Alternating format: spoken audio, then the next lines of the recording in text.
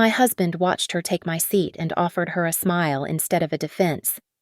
In that silence, my marriage ended, but my work began. I walked to the back of the room without a sound, letting them believe I had surrendered. They did not know that I was already documenting every second of their betrayal. By the time I am finished, they will wish I had just made a scene. My name is Brielle Hartman. I am 34 years old, and my job at Blackridge Continuity Solutions is to predict how systems fail before they actually collapse. I spend my days analyzing structural weaknesses, financial leaks, and operational redundancies in the sterile corporate parks of Charlotte, North Carolina. I am very good at my job because I do not rely on hope. I rely on data. It is ironic, then, that I missed the structural failure happening in my own home until the moment I lost my seat. It happened on a Tuesday morning in the glass-walled conference room on the 12th floor. The leather chair at the right hand of the vice president had my portfolio on it. It was my designated spot for the quarterly projection meeting. I watched Sloan Mercer walk in. She was the new director of strategy, a woman who wore ambition like a second skin. She did not ask. She did not hesitate. She picked up my leather portfolio, slid it down the mahogany table to a generic seat near the door, and sat in my chair. She crossed her legs and looked up at the head of the table. My husband, Evan Hartman, was standing at the head of that table. He saw her move my things. He saw the flicker of confusion on my face. A husband protects his wife. A partner defends his teammate. But Evan did neither. He looked at Sloan, and then he looked at me, and the air between us went dead. It makes more sense for Sloan to be up here for the visual presentation, Evan said, his voice smooth and unbothered. He smiled at her, a soft, conspiratorial smile that made my stomach turn over. Right, Brielle. I looked at him. I looked at her. I did not make a scene. I did not demand my place back. In my line of work, emotional outbursts are classified as liabilities.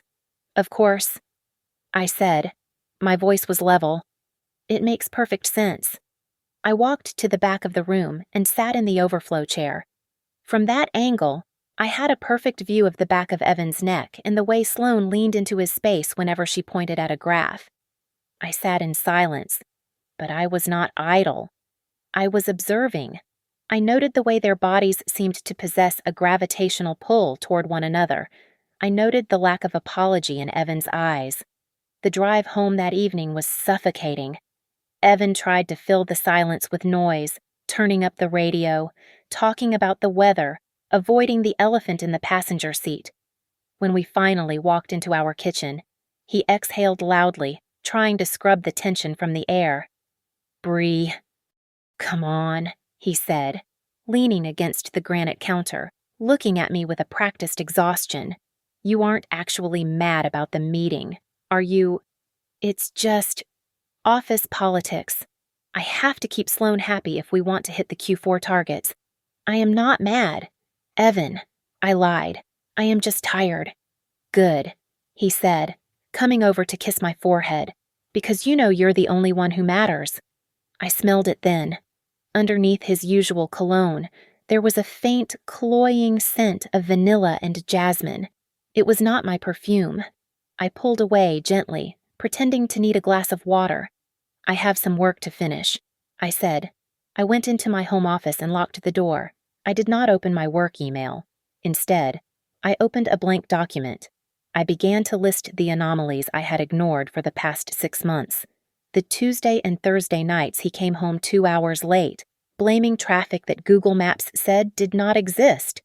The way he started flipping his phone screen down on the coffee table. The sudden increase in weekend seminars in Atlanta. I treated my marriage exactly like a failing corporation.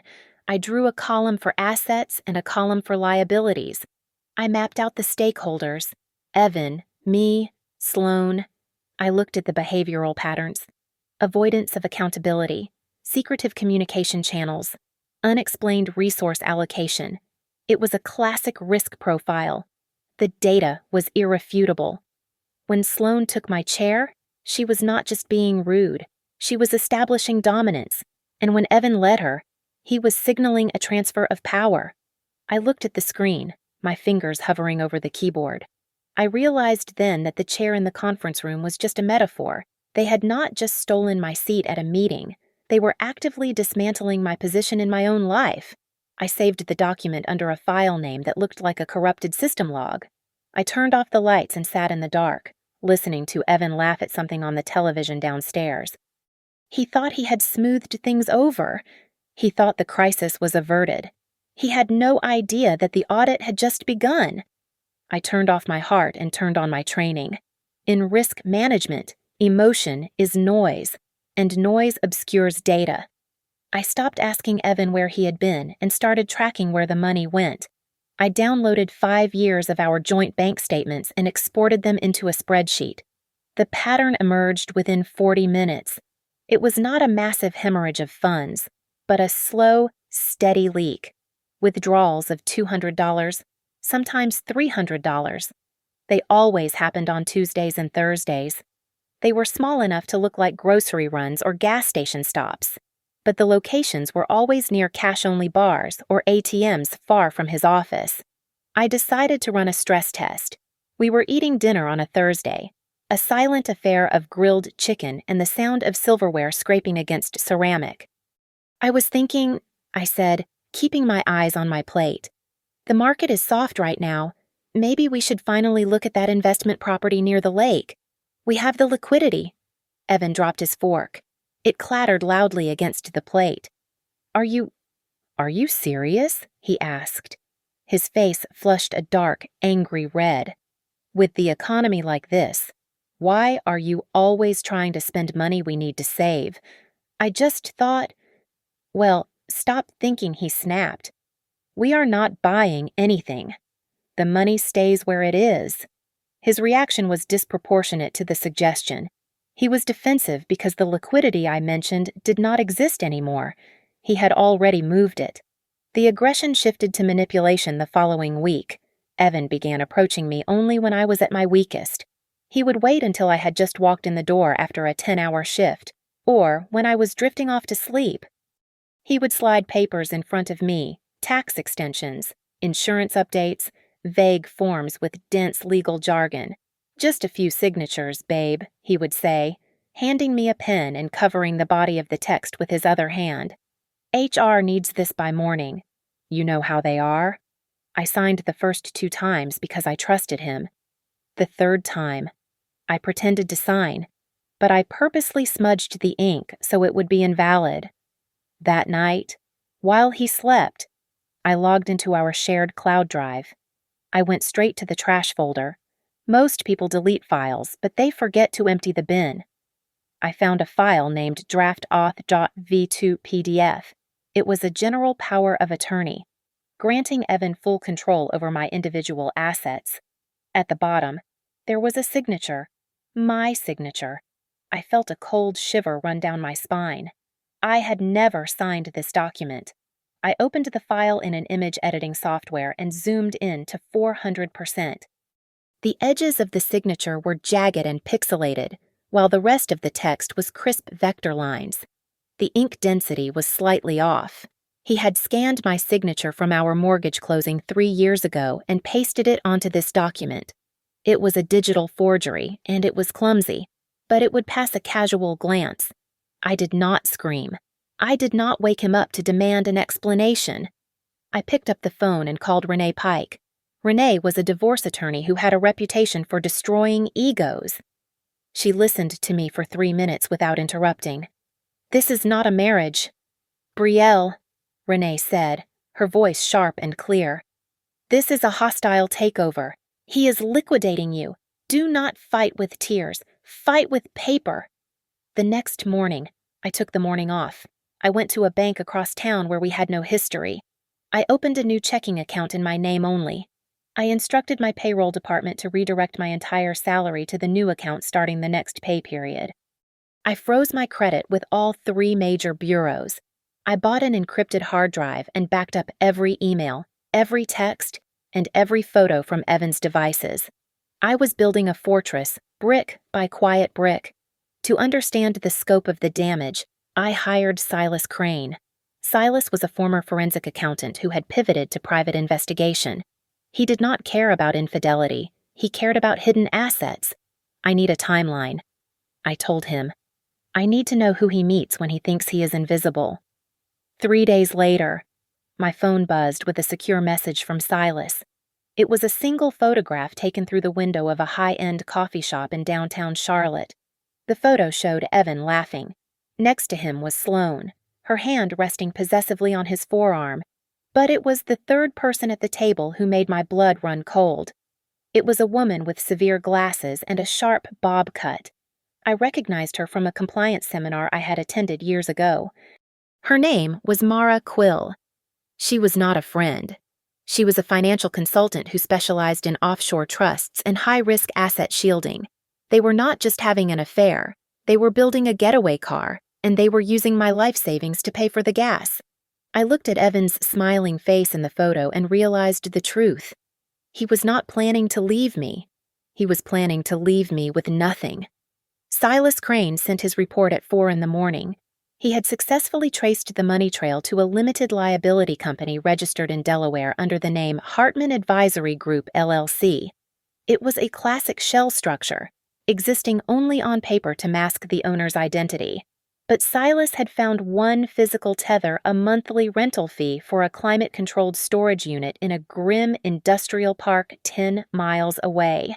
I put down my phone and walked to the fireproof safe in the back of our master closet.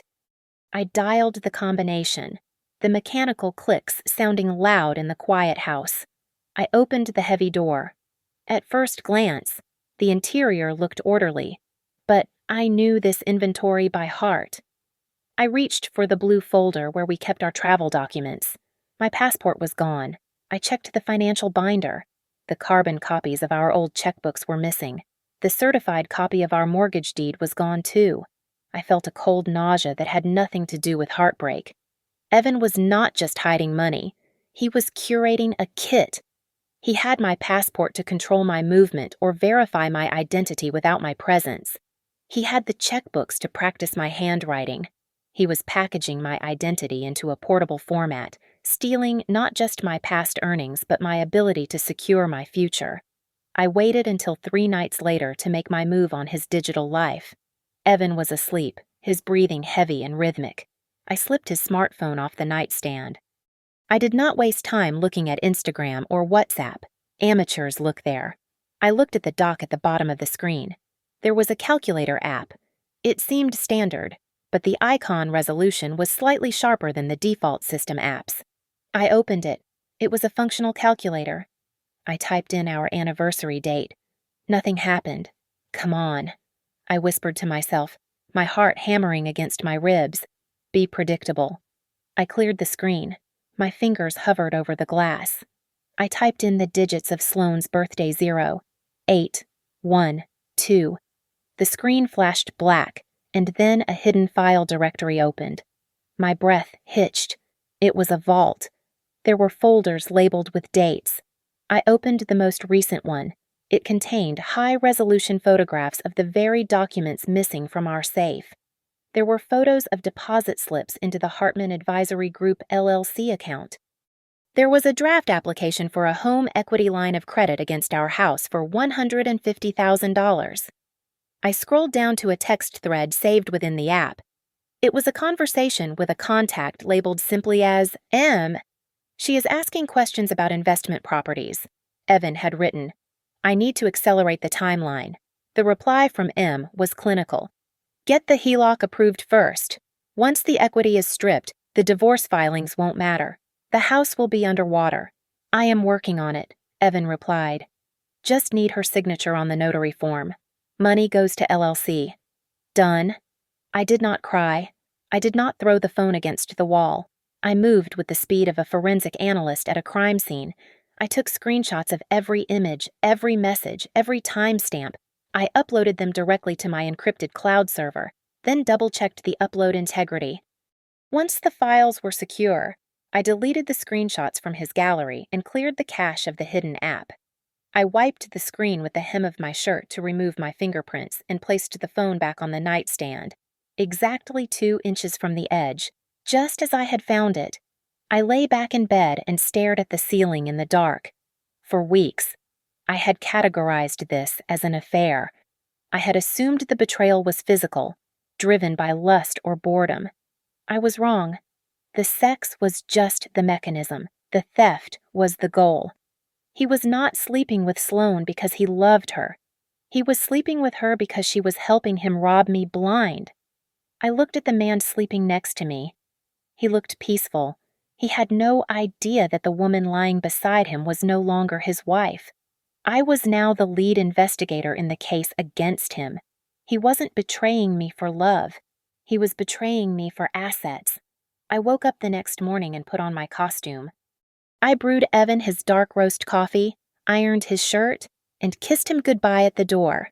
I played the role of the supportive wife with the precision of a method actor because I knew that every moment of normalcy I provided was another layer of sediment burying him in his own lies. Every time he lied to my face and I smiled back, I was adding a line item to the dossier that would eventually destroy him. That evening, Evan brought up the annual industry warm-up gala. It was a massive industry gala, the kind of event where careers were made over champagne and handshake deals. "I need you to come with me this year," Evan said, adjusting his tie in the mirror. "It is going to be huge. The board is watching the family optics. You know, the stable home life narrative." "Of course," I said, smoothing the duvet cover. "I would love to support you." I was not going there to support him. I was going there to dismantle him. My lawyer, Renee, had given me specific instructions earlier that afternoon. "Do not accuse anyone of anything," Renee had told me. "You are just a confused wife asking innocent questions. If you ask the right person why your husband's vendor payments are going to a residential address, you do not have to start the fire. You just have to strike the match and walk away." Renee had also taught me a defensive tactic for the paperwork Evan was inevitably going to force on me. It was called a distress signature. She told me to alter one specific, consistent detail in my handwriting, something small enough to pass a bank teller's glance, but distinct enough for a handwriting expert to flag as an anomaly indicating duress. I practiced for an hour, flattening the loop on the capital B of my first name until it looked jagged, like a heartbeat spiking on a monitor. The test came 2 nights later. I was sitting at the kitchen island, nursing a cup of tea, when Evan slid a thick envelope across the counter. "Just need this signed for the refinancing inquiries we talked about," he said, his voice tight. "The rates are changing at midnight. I need it now." I reached for my phone, keeping the screen face down, and tapped the record button on the voice memo app. I picked up the document. It was dense legal text. I began to read the first paragraph. Evan slammed his hand down on the counter. The sound cracked through the kitchen like a gunshot. "For God's sake!" "Brielle," he shouted, "stop reading every damn line. Do you not trust me? I have been handling the finances for 5 years. I just want to understand the terms," I said, letting my voice tremble. I wanted his aggression on tape. "There are no terms to understand." He leaned over me, invading my personal space, using his physical size to intimidate me. "You are being paranoid. You are acting crazy. Just sign the damn paper so we do not lose the rate lock." "Okay," I whispered. "Okay, Evan, I am signing." I picked up the pen. I wrote my name, deliberately flattening the loop on the B, pressing hard enough to indent the paper. I had just signed a document under duress, and I had the audio recording to prove it. He snatched the papers away before the ink was dry. "See, was that so hard?" He stormed upstairs to his office. I waited 10 minutes, then followed silently. I stood outside his door and listened to him typing furiously. When he finally went to the bathroom to shower, I slipped into the room. His laptop was open. He had not just been filing the loan papers. He had been drafting an email. I leaned in, reading the text on the screen. It was addressed to the head of human resources at my company, Black Ridge. The subject line read, "Confidential concern regarding employee welfare." The draft was sickening. "I am writing to you with a heavy heart." It read, "My wife, Brielle, has been suffering from severe paranoid episodes and mental instability. We are seeking treatment, but I felt ethically bound to warn you that her judgment regarding sensitive risk assessments may be compromised. He was not just stealing my money. He was planting a kill switch for my career. He wanted to make sure that when I finally screamed for help, everyone would think I was just a crazy woman having a breakdown. I heard the shower turn off. I backed out of the room, my heart cold as ice. I did not delete the draft. I did not confront him. I went back downstairs and finished my tea. Let him send it. I thought. Let him put it in writing. He thought he was burying me, but he was just digging a hole deep enough to hold his entire future. The ballroom was a sea of black ties and forced laughter. I wore a midnight blue gown that was structured enough to look like armor, but elegant enough to blend in. I stood near a pillar holding a glass of sparkling water, mapping the room like a battlefield. To everyone else, this was a party. To me, it was a deployment zone. First target Patricia, the wife of the chief financial officer. She was a woman who collected secrets like other people collected stamps. I slid up beside her near the floral arrangement. Brielle. "You look stunning," Patricia cooed, scanning my dress for a designer label. "Thank you." "Patricia," I said, smiling warmly. "It is so good to be out. Evan has been working such long hours lately. I barely see him." "Oh, I know how that is," she sympathized, sipping her champagne. "I actually worry about his safety," I said, lowering my voice just enough to make her lean in. "The night security guard at our building mentioned he saw Evan coming in very late last week with a female colleague, helping him with files. I suppose. I just hope he isn't pushing his team too hard." Patricia's eyes widened. She did not hear hard work. She heard late night and female colleague. The seed was planted. It would germinate into a rumor within 20 minutes. Next target, Julian Voss, the head of internal audit. He was a man of facts, devoid of imagination. I found him near the buffet inspecting the shrimp. "Julian." I greeted him. "I meant to ask you something earlier. Evan has been so stressed about the vendor issues in... Where was it, Delaware, the logistics supply group?" Julian stopped chewing. He swallowed slowly. "Delaware. We do not have vendors in Delaware. Brielle, our supply chain is strictly domestic to the southeast region." I brought my hand to my chest in feigned embarrassment. "Oh, I must have misunderstood. He is always on the phone about payments going there. Ignore me, Julian. I am terrible with the details." I walked away before he could ask a follow-up question. I felt his gaze burning into my back. I knew exactly what he would do. He would not drink any more wine. He would go home and check the accounts payable ledger. Then, she arrived. Sloane Mercer walked in wearing a red dress that was entirely too loud for a corporate event. She did not look for me. She went straight to Evan. She placed a hand on his arm, laughing at a joke he had not even finished telling. It was a territorial mark. Evan did not step away.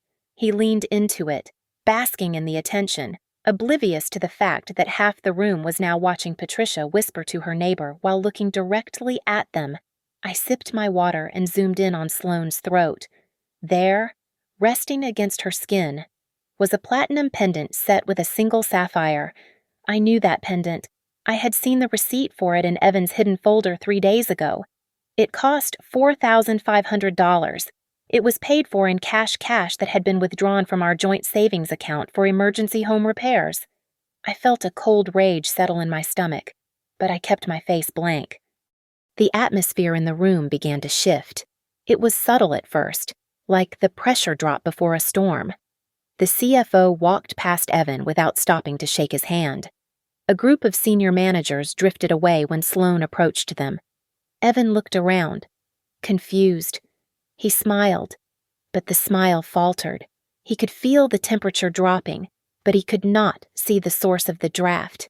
He was being socially quarantined, and he had no idea why. The ride home was silent, but the moment the front door closed, Evan exploded. "What did you say to them?" he screamed, throwing his jacket onto the floor. Julian looked at me like I was a criminal, and Patricia wouldn't even look me in the eye.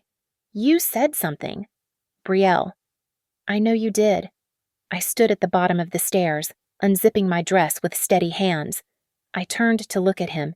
His face was twisted with the panic of a man who realizes his control is slipping. I said nothing that wasn't true. Evan, I said calmly. You are trying to sabotage me, he shouted, stepping closer, his hands balled into fists. You are trying to ruin my reputation because you are jealous. I looked him dead in the eye. I did not flinch. If you are innocent. Evan, I asked softly, then what are you so afraid of? The clock on the microwave read 11:14 at night when Evan placed the stack of papers on the kitchen island. It was thick, a chaotic mix of tax forms and meaningless disclosures. But buried in the center was the weapon he intended to use to kill my financial future.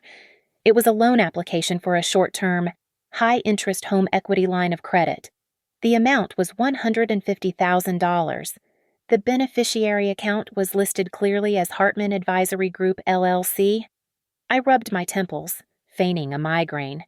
The kitchen lights were too bright, deliberately so. Evan, I can't read this right now, I said, letting my voice sound thin and exhausted. My head is pounding. Can we do this in the morning? Evan slammed his hand onto the granite countertop. The sound was violent, vibrating through the wood of the cabinets. We do not have until morning, he shouted, looming over me. The notary is coming at 8. I need these signed tonight so I can file the digital pre-approval. Why do you have to make everything so difficult? I want to know what I am signing. I whispered. You are signing for our future, he yelled, his face inches from mine. Just sign the damn papers. Brielle, I picked up the pen. My hand trembled, partly from acting, but mostly from the adrenaline flooding my system. I signed my name on the designated line. I made sure to flatten the bottom loop of the B and drag the tail of the E down sharply. It was the distress signature I had practiced. A subtle cry for help written in ink. There, I said. Are you happy? Go to bed, he muttered, snatching the papers. He turned his back to organize the stack. In that split second, while he was distracted by his victory, I lifted my phone. I had already set the camera to silent mode. I snapped 4 rapid-fire photos of the loan documents, capturing the loan amount, the predatory interest rate of 12%, and the routing number for his shell company. 10 minutes later, locked in the bathroom with the shower running to mask the sound, I sent the images to Renee. I also uploaded the audio file of him screaming at me. Renee's reply came through within moments. Do not stop the transfer, she wrote. We need the money to leave the equity line and hit the LLC account. Attempted fraud is hard to prove. Actual theft is a felony? Let the money move. I stared at the screen. I had to let him rob me to catch him. My phone buzzed again. This time it was Silas Crane. He was staked out at the industrial park. He sent a series of photos taken with a long-range night vision lens. The first showed Evan inside his storage unit. He was holding my missing passport and the old checkbooks. He sat at a folding table, practicing my signature over and over on a notepad. It was a forgery kit. He was not just stealing my money. He was practicing how to become me. Then came the text that made me nearly drop the phone. I intercepted a draft message on his cloud sync. Silas wrote, He is moving to phase 2. He needs a guarantor for some heavy equipment leases to launder more cash. He is targeting Dylan. I felt the air leave my lungs. Dylan was my younger brother. He was 28 years old and had spent 5 years building a modest HVAC repair business. He had excellent credit and valuable assets in his work trucks. Evan was going to use him. Phase 2 involves getting Dylan Hartman to co-sign. The intercepted note read, Tell him it is a tax write-off. Once he signs, we leverage the equipment. My thumb hovered over Dylan's contact info. I wanted to call him. I wanted to scream at him to run. But another message from Renee popped up, as if she knew exactly what I was thinking. Do not warn the brother yet, Renee instructed. If you tell him, Evan will spin it. He will say you are crazy. Dylan needs to see the contract himself. He needs to be in the room when the trap snaps. I lowered the phone. Tears pricked my eyes, hot and angry. Evan had crossed the final line. Stealing from me was a betrayal. Targeting my little brother was an act of war. I would let the meeting happen, but I would make sure Evan regretted the day he ever learned my brother's name. Sunday dinner at my parents' house was a ritual of pot roast, warm bread, and blind trust. It was the one place where I used to lower my guard, but tonight, I sat at the mahogany table with my spine rigid against the chair. The air smelled of rosemary and gravy, but to me, it smelled like a crime scene. My brother, Dylan, was beaming. He wiped a smudge of sauce from his chin and leaned forward, his eyes bright with the naive ambition of a 28-year-old entrepreneur. "I am telling you, Pop," Dylan said, gesturing with his fork. "If I can get those 2 new vans by next month, I can cover the whole Tri-County area. The demand is there. I just need the capital for the down payment." This was the opening Evan had been waiting for. He cleared his throat and placed a hand on Dylan's shoulder. "Actually, Dylan," Evan said, his voice dripping with helpful brother-in-law charm, "that is why I brought Sloan along tonight. She has been doing some consulting for my firm, and she has access to some private lending tiers that banks don't advertise." I looked across the table. Sloan Mercer was sitting next to my mother, complimenting her china pattern. It was a grotesque violation. She was the woman helping my husband liquidate my life, and now she was eating my mother's potatoes. "It is true," Sloan said, her smile tight and practiced. "Evan told me about your business model. We could structure a bridge loan. It would be interest only for 6 months. We just need a guarantor to sign off on the equipment. It is just a formality to secure the asset." Dylan's face lit up. "Seriously, that would save me, what, $3,000 in upfront costs?" "Easy," Evan said. "We just treat it as a family investment. You sign, we fund, you refinance in 6 months. Done." My father looked interested. My mother looked grateful. They saw a family helping family. I saw a predator setting a snare. I knew exactly what would happen. They would use Dylan's signature to secure a loan, funnel the cash into Evan's shell company, and when they defaulted, the creditors would seize Dylan's work trucks and ruin his credit score before he turned 30. I took a slow sip of wine and set the glass down. I did not raise my voice. I did not look angry. I looked like the risk manager I was paid to be. "That sounds interesting," I said, my voice cutting through the warmth of the room like a scalpel. "But, Dylan, before you sign a guarantor agreement, you need to understand the cross-collateralization clauses. If the primary borrower defaults, which happens in 80% of private bridge loans, the lender does not just take the vans. They attach a lien to your personal assets, your personal savings, your future earnings. It is not just a signature. It is a confession of judgment." The room went silent. Dylan's fork stopped halfway to his mouth. "Brielle," Evan said, his smile tightening into a grimace. "You are being dramatic. It is standard paperwork. Don't scare him." "I am not scaring him," I said, turning to look directly at Sloan. "I am auditing the pitch. Tell me, Sloan, does this private tier require a confession of judgment? Because usually, high-risk instruments do." Sloan shifted in her seat. She was not used to being challenged on technicalities. She was used to charming men in boardrooms. "We are just trying to help." "Brielle," Sloan snapped, her composure slipping. "The rates are competitive. Much better than the 12% you just accepted on your home equity line." The silence that followed was absolute. My mother looked at me. Dylan looked at Evan. I had never told anyone about the 12% interest rate on the loan Evan had forced me to sign the night before. I had certainly not told Sloan. The only way she could know that number was if she was intimately involved in my personal finances. 12%, I repeated softly. "That is very specific. Sloan, I didn't realize you were reviewing my household mortgage documents. Evan turned pale. He tried to laugh it off. A dry, hacking sound. I must have mentioned it in passing at the office, complaining about rates. You know how it is. Right, Dylan said, leaning back in his chair. The excitement was gone from his eyes, replaced by a sudden, protective suspicion. You know what? Let me run the numbers with my own accountant first. I am not signing anything tonight. The dinner ended in awkward, disjointed conversation. Evan was furious, his leg bouncing under the table. Sloane looked rattled. She realized she had walked into a minefield. Later that night, while Evan was sulking in the shower, I sat in my car and opened a burner app on my phone. I typed a message to Sloane's personal number. He is using you to launder the liability. When the audit comes, his name won't be on the fraud. Yours will.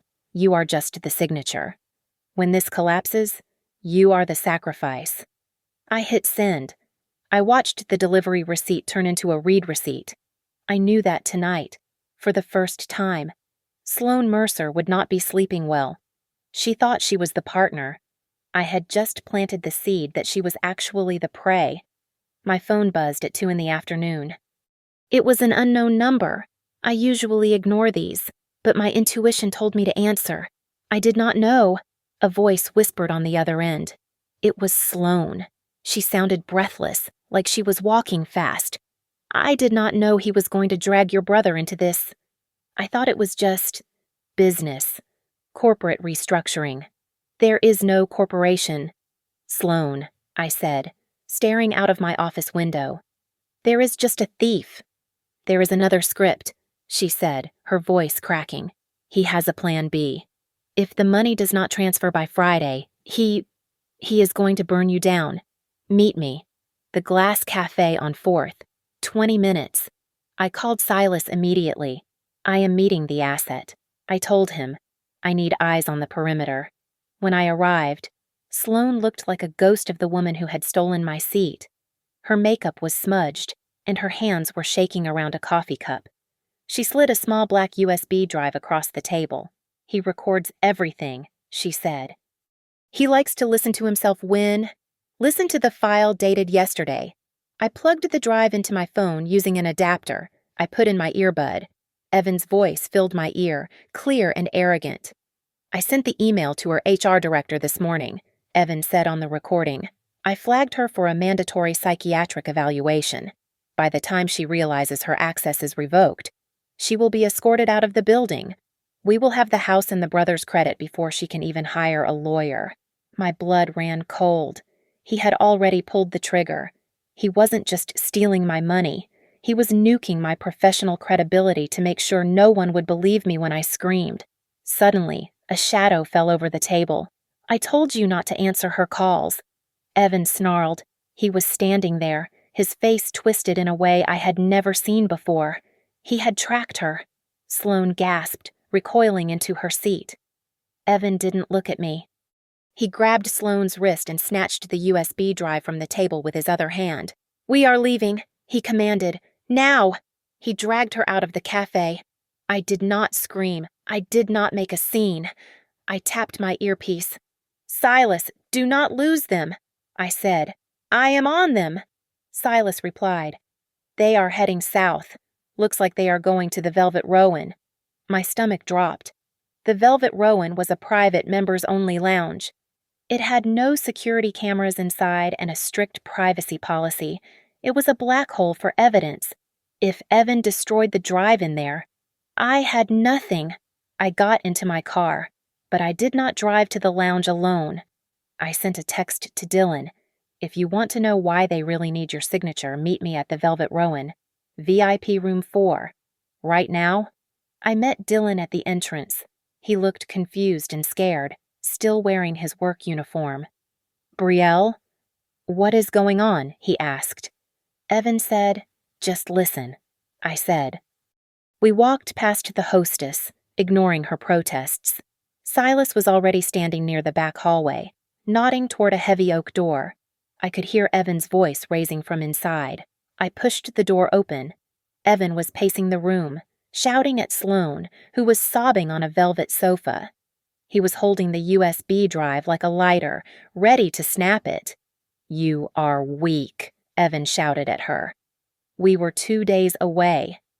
Who cares about the brother Dylan is nothing. He is just a breathing credit score we can drain and discard. Dylan froze in the doorway. The color drained from his face. The hero worship, the trust, the brotherly bond, it all shattered in a single second. "A breathing credit score," Dylan repeated, his voice low and dangerous. Evan spun around. His eyes widened when he saw Dylan standing there, fists clenched. For the first time, the mask slipped completely. He looked terrified. "Dylan, wait. She is confusing you," Evan stammered, backing up. "You son of a bitch!" Dylan lunged. Evan panicked and dropped the USB drive as he raised his hands to defend himself. The small black device skittered across the hardwood floor. I dove for it. My hand closed around the cool plastic just as Dylan shoved Evan against the wall. "Dylan, stop," I commanded. Dylan had his forearm pressed against Evan's throat. "Give me one reason why I shouldn't kill him right now, because he is not worth the jail time," I said, standing up and clutching the drive. "And because we are not finishing this in a dark room where no one can see." I looked at Evan, gasping for air, and then at the drive in my hand. I had the proof. I had the witness. I had the victim. "We are going to let him go," I said, my voice cold as steel. What Dylan looked at me like I was insane. "We are not ending it here," I said, looking Evan in the eye. "We are going to finish this where he wants to be crowned. We are going to the summit." The next morning, Renee Pike dropped a legal anvil on Evan's life. She filed an emergency motion to freeze the destination accounts and placed a caveat on our marital home. It was an aggressive maneuver designed to stop the bleeding, but we both knew it was just the opening salvo. I was sitting in Renee's conference room when my laptop pinged with a notification. It was an encrypted email from Julian Voss, the internal auditor I had spoken to at the gala. "I have found a discrepancy." The email read, "A ghost vendor has been billing us for logistics services in a region we do not operate in. The losses are significant. I have the invoices, but I am missing the beneficiary link. If you have anything, send it now." I opened my secure vault. I dragged the files Silas had collected into the reply window. I attached the incorporation papers for Hartman Advisory Group LLC, the photos of the deposit slips, and the connection to Mara Quill. I hit send. 10 minutes later, Julian replied with a single line. "This matches. The routing numbers are identical." The realization hit me with the force of a physical blow. Evan was not just stealing from me to fund a new life. He was stealing from me to cover his tracks. He had been embezzling from his own company, likely to fund his lifestyle or bad investments. And now that an audit was looming, he needed my home equity line to pay back the stolen funds before anyone noticed. He was frantically trying to fill one hole by digging another. Evan must have received an alert about the account freeze because his retaliation was immediate and scorched earth. My phone buzzed with banking alerts. Insufficient funds. He had drained the joint checking account to zero. He locked my credit cards. Then, the police arrived at Renee's office. 2 officers walked in, looking uncomfortable. "Mrs. Hartman," one said. "We have a report from your husband regarding cyberstalking and theft of proprietary corporate data. He claims you hacked his devices and are blackmailing him." I did not cry. I did not shout. I opened my portfolio and laid out the timeline Silas had built. I showed them the hotel receipts proving I was nowhere near his computer on the dates he alleged. I showed them the time-stamped photos of the loan documents he had forced me to sign. "My husband is under investigation for corporate embezzlement," I said, my voice steady. "He is trying to discredit a witness. If you arrest me, you are aiding a felony in progress."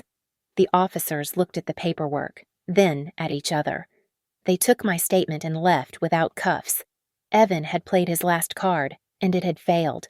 Now I needed the final nail. I met Sloane in the back of Renee's car. She looked small, huddled in a trench coat, terrified of the impending collapse. "I can't go to jail. Brielle," she sobbed. "I just signed the papers he gave me. I didn't know he was stealing from the company. Ignorance is not a defense. Sloane," I said. "But cooperation is." I handed her a document Renee had drafted. It was an affidavit stating that she had been manipulated by Evan and was willing to testify about his fraudulent schemes in exchange for leniency. "If you stand with him, you go down for fraud and conspiracy," I told her. "If you stand with the truth, you are a victim of a manipulator. You have 1 hour to decide." Sloane took the pen. Her hand shook, but she signed. "What do we do now?" she asked, wiping her eyes. "We finish it," I said. "Tonight is the Sterling Point Health Summit. He thinks he is getting a promotion. We are going to give him a sentencing hearing. We synchronized our watches. The summit started at 7 o'clock. Evan would be on stage at 8. That was when we would strike. We would not do it in a courtroom where he could hide behind continuances and sealed records. We would do it in front of the people whose respect he craved the most." I checked my phone one last time. Julian Voss had confirmed that he would be there. The police were on standby. I looked at the city skyline. Evan wanted a trophy wife and a perfect life. Tonight, I was going to give him exactly what he deserved, a perfect public destruction. The chandeliers of the Sterling Point Ballroom cast a diamond-hard light over 500 guests. Evan stood at the podium, gripping the edges with the confidence of a man who believed he was untouchable. He looked handsome in his tuxedo, projecting the image of the perfect corporate leader. "Integrity," Evan said, his voice booming through the speakers. "It is not just a buzzword. It is the foundation of a family. It is the promise we make to protect those who trust us." I stood in the shadows near the emergency exit. The irony was so thick it tasted like metal in my mouth. The double doors at the back of the hall swung open. It was not a waiter. It was Sloane. She was not wearing a gown. She wore a severe black suit, her face scrubbed clean of makeup. She walked down the center aisle, ignoring the confused whispers rippling through the crowd. She did not look at Evan. She walked straight to the table where Julian Voss sat with the audit team. She placed a black USB drive on the white tablecloth. The sound of it hitting the surface seemed louder than the applause. Evan faltered. As I was saying, trust is..." Julian Voss stood up. He signaled the sound technician in the back. The microphone on the podium cut out with a sharp screech of feedback. Evan tapped it, confused. "Ladies and gentlemen, I apologize." Julian's voice rang out from a handheld mic. "We are pausing the proceedings. We have just received confirmed evidence of significant financial irregularities involving a shell vendor and the keynote speaker." A gasp sucked the air out of the room. Before Evan could protest, Julian nodded to the tech. The audio file from the USB drive began to play over the massive ballroom speakers. Evan's voice, clear and arrogant, filled the hall. "I am writing the email to HR now. I will flag her as mentally unstable. Once she is out of the building, we drain the equity line. And the brother. He is just a breathing credit score. We get his signature, leverage the equipment, and disappear before the first payment is due." The silence that followed was absolute. 500 heads turned toward the stage. Evan looked small, stripped naked by his own words. Then, the side doors opened. Renee Pike walked in, flanked by 2 process servers. She marched up the steps to the stage, her heels clicking like a metronome. "Evan Hartman," she announced, her voice carrying to the back row. "You are served with a motion for divorce, a freeze order on all assets, and a civil complaint for fraud." The servers tossed the stack of papers at his feet. They scattered across the polished floor like white leaves. Evan's face turned purple. He pointed a shaking finger at me where I stood in the shadows.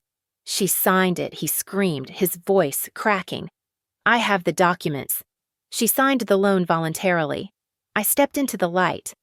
I walked toward the stage, holding a single piece of paper. It was the affidavit from a forensic handwriting expert. I did not sign voluntarily. Evan, I said, my voice steady enough to be heard without a microphone. Look at the signature. Look at the flattened loop on the B. Look at the dragged tail on the E. That is a distress signature. It is a recognized signal of duress in banking security, and I have the recording of you threatening me while I wrote it. Evan opened his mouth, but no words came out. From the wings of the stage, 3 officers from the Economic Crimes Unit stepped forward. They did not hesitate. They spun Evan around and pulled his hands behind his back. The click of the handcuffs was the final period on his sentence. Evan Hartman, you are under arrest for embezzlement, identity theft, and bank fraud, the lead officer stated. Evan struggled, his eyes wild with desperation. He lunged toward me, straining against the grip of the officers. I did this for us, he yelled. You are nothing without me. I stopped 3 feet away from him. I looked him in the eyes and saw the fear of a man who realized he had never actually known his wife. You thought silence was weakness, I whispered, just loud enough for him to hear. My silence was a trap. They dragged him off the stage. The spell broke, and the room erupted into chaos. It was over. The bank had frozen the transfer 5 minutes ago. The loan was voided due to fraud. Dylan's credit was untouched. Sloan was currently being escorted out the back door by federal agents, having traded her freedom for a plea deal as a cooperating witness. I did not stay to answer questions. I did not stay to accept the pity of the crowd or the apologies of the board. I turned and walked down the center aisle, the sound of my heels echoing on the marble. I pulled my phone from my clutch and deleted the last threatening text Evan had sent me. I stepped into the elevator and pressed the button for the lobby. The doors closed, shutting out the noise of the destruction I had orchestrated. They had stolen my seat, but that did not matter anymore. I didn't need a seat at their table. I had just flipped the whole table over. Thank you so much for listening to my story. I would love to hear your thoughts on how Brielle handled her revenge. Was it justice served? Please comment down below and let me know where you are tuning in from. I love reading your stories from all over the world. If you enjoyed this video, please make sure to subscribe to the Lily Revenge Stories channel, like this video, and smash that hype button so this story can reach even more people. See you in the next one.